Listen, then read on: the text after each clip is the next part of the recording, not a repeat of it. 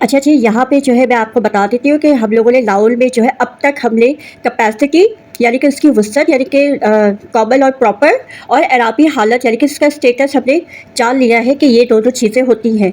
अब हम आ जाते हैं इसके नंबर्स और जेंडर की तरफ यानी कि अदद और जिन्स की तरफ। अब ये क्या होते हैं ये भी मैं आपको बता देती हूँ। जिन्स से तो आप लोगों को पता चल ही गया होगा कि इसके जेंडर की बात हो रही है यानी कि नाउन के जेंडर की बात हो रही है कि वो मेल होते हैं या फीमेल होते हैं यानी कि मैस्कुलाइन होते हैं या फेमिनाइन होते हैं। और उसके बाद आ जाते हैं अदद यानी कि नंबर्स यानी कि वाहिद है या जमा है। ठीक है, ये दो चीज़ें अब हम इनके बारे में जानेंगे।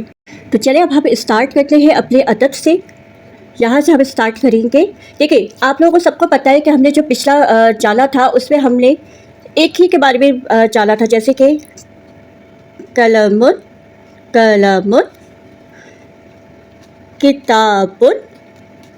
और ये भी मैंने आपको बताया था कि हमेशा जो है हम लोग कॉमन में ही बात करते हैं और रफ़ की हालत में यानी कि दो पेश की हालत में ही बात करते हैं। फिर उसके बाद उसका जो है वो कभी नस में आ जाता है, कभी जर में आ जाता है, तो वो कोई ना कोई उसकी रीज़न होती है तभी वो आता है, लेकिन उसका मायने एक ही होता है। यानी कि अगर किताब है तो किताब ही है, चाहे वो किताबिल हो या किताबन हो, कलमन हो या कलमिन हो, मतलब उसका सेम होता है, लेकिन उसकी वजह क्या होती है वो हम आगे जाके जानेंगे। ये बहुत ही इम्पॉर्टेंट बात है कि हम लोग जब उर्दू में सीख रहे हैं अरबी को, और उर्दू में ही हमारे बहुत से ऐसे अल्फाज हैं जो हमारे अरबी से भी मिलते जुलते हैं, तो हमारे लिए बहुत ही एक अच्छी बात होती है कि हम उस चीज़ को ज़्यादा से ज़्यादा समझ सकते हैं।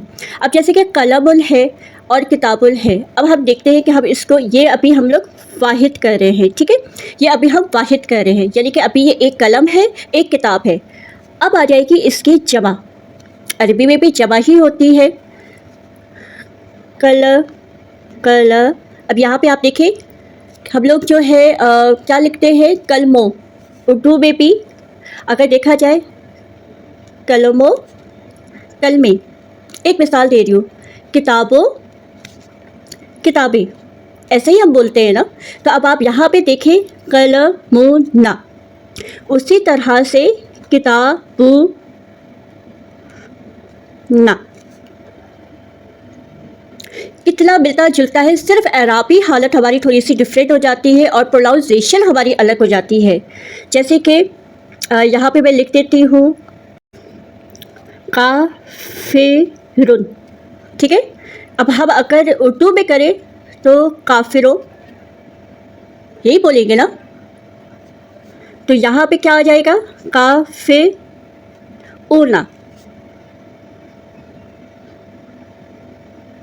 या जैसे हम बोलते हैं जालिमुन, जालिम, जालिमूना। तो यहाँ पे भी हम लिखते हैं जालिमो,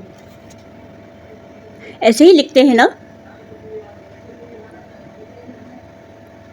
बिल्कुल इसी तरीके से ही अरबी में भी है, उर्दू में भी है, सिर्फ समझने की बात होती है। अब ये हमने किया है रफ़ की हालत में, यानी कि दो पेश की हालत में, जो हमारी अराबी हालत थी उसमें से एक पे किया है। अब हम आ जाते हैं, ये हमारा रफ़ा है यानी कि दो पेश। अब हम करेंगे नस्ब में, जो कि है हमारा दो ज़बर। अब मैंने आपको क्या बताया था कि यहाँ पे हम लिखते हैं किताबों, किताबें। ठीक है, किताबों, किताबें। अब हम इस पे भी यही करेंगे, किताब बीना। ये देखें क्या है हमारे पास, काफिरूना, काफिरो, काफिरीना, जालिमो, जालिमू, जालिमूना, जालिमीना।